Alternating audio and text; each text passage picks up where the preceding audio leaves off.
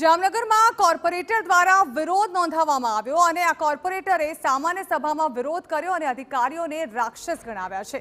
જામનગર મનપાની સામાન્ય સભા શરૂ થાય તે પહેલા જ કોર્પોરેટર રચના નંદાણીયાએ વિરોધ કર્યો। તેમણે પોતાના કપડામાં એક તરફ કીચડ લગાવ્યું અને બીજી તરફ રૂપિયા ચોંટાડ્યા અને માથે કાળા રંગની શિંગડાવાળી રાક્ષસની ટોપી પહેરી।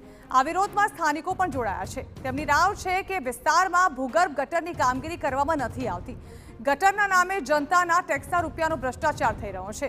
ઉપરાંત મનપાની સામાન્ય સભાને માત્ર એક નાટક ગણાવી અને અધિકારીઓને રાક્ષસી ગણાવ્યા।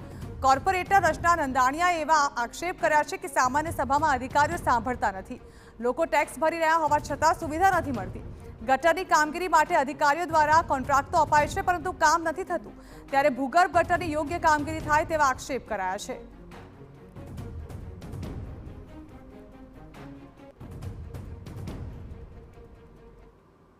આ પબ્લિકની મહેનતના પૈસા છે અને એને રજૂઆત કરે છે કે અમારી ગટર સાફ કરવાઓ, પણ કોઈ ગટર સાફ કરવા જતું નથી। પૈસા માંગે છે અને જાય છે તો માથા ઉપર અમે શિંગડા પહેરી અને એ કીધું કે અહીંયા જે બેસેલા છે ને એ એક ટાઈપના ખરી રીતે રાક્ષસ છે। એને કોઈ જેમ રાક્ષસને કોઈ અસર ન થાય ને એમ અહીંના અધિકારીઓ પદાધિકારીઓને કોઈ પણ જાતની અસર થતી નથી।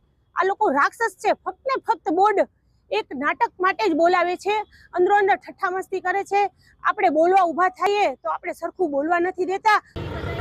તો આ પછી ડેપ્યુટી મેયરની અધ્યક્ષતામાં જામનગર મનપાની સભા યોજાઈ, જેમાં અધિકારીઓ અને કર્મીઓએ કાળી પટ્ટી બાંધીને પ્રવેશ કર્યો। છેલ્લા 4 દિવસથી આ વિરોધ યથાવત છે।